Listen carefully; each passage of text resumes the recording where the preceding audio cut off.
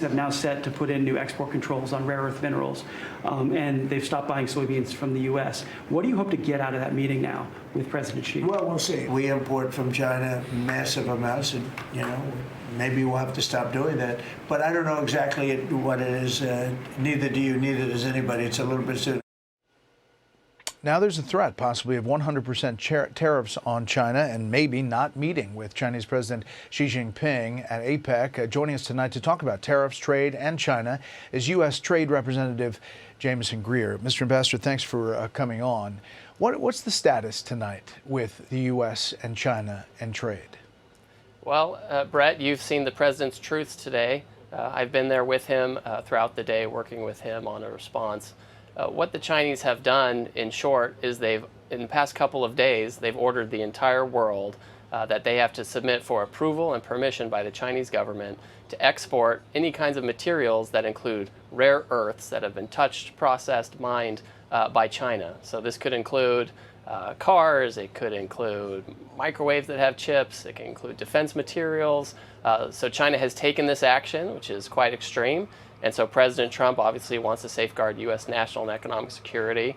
And so we have to take our own countervailing action. I want to play something about President Trump in recent days, talking positively about what was happening. Take a listen. We have big advantages over China for lots of different reasons, and I think we're doing very well with China. I get along very well with President Xi. If those countries are hostile, and by the way, China hasn't been. We've made deals with China. President Xi was great. We're doing very well, as you know, with the trade deals.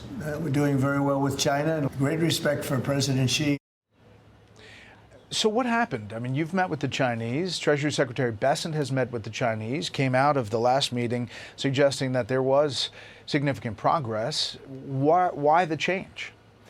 That's exactly right, Brett. For the past 6 months, well, just to go back a little bit, 6 months ago, China took an action like this with respect to rare earth magnets. And over the past 6 months, we've been quite successful in securing the regular flow of those magnets to China. We've managed to have a truce, a fragile truce with China with respect to tariffs, where we continue to have high tariffs on China, but we're able to talk to them and have great communication. This action that recently happened, I mean, listen, China, negotiating with China is not like playing patty cake. On the one hand, they have a meeting with President Trump coming up, or they had one coming up, and on the other hand, they truly seek to acquire domination over global technology supply chains. This is a move clearly that they had in their pocket for a long time, and they thought that it was an appropriate time to deploy it before this meeting, and I think they've really miscalculated what they've done here. There's a lot of, obviously the markets were really spooked by this today. There are a lot of businesses, there are farmers about soybeans, there are all kinds of different things that hinge on China and the U.S. and the established trade agreements.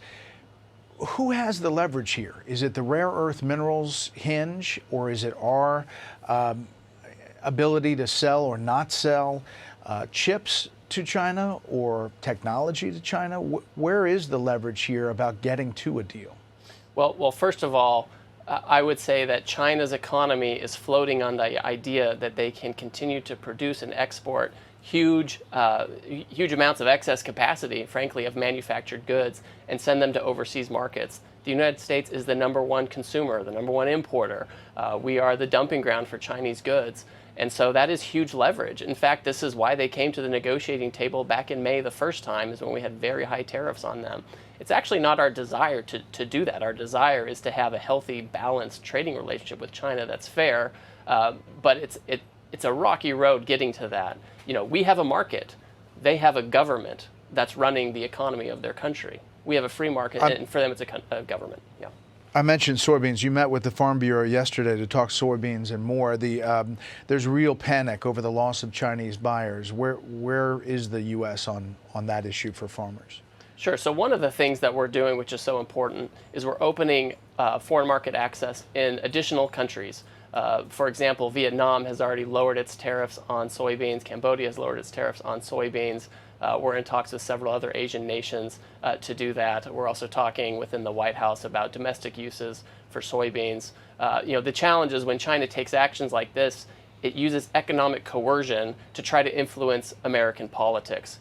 everyone's just trying to to make a living here. Our farmers are the victims of Chinese economic coercion, and it's unfortunate, right? And we're trying to find a way through this.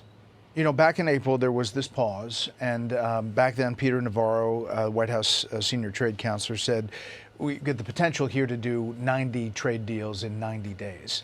As you look at the graphic, the trade deals that have been finalized, there have really only been 7 official agreements that have been reached. So for the people who look at that and say, this is a danger sign looking at 2026, what do you say to them? Sure. So first of all, the deals we've reached cover a huge percentage of U.S. trade. With Canada and Mexico, a lot of the trade between Canada and Mexico is flowing quite freely. Canada had some retaliation, which they removed. We had Turkey that had retaliation they removed. So there's actually no more retaliation in the world except for China. Some of these deals, President Trump is going through Southeast Asia at the end of the month to sign some with Malaysia, hopefully Cambodia, Thailand, and others. So we're making quite good progress on that front. And a lot of countries have already taken their tariffs down. Is this now a trade war with China? Well, we'll see. It does not have to be.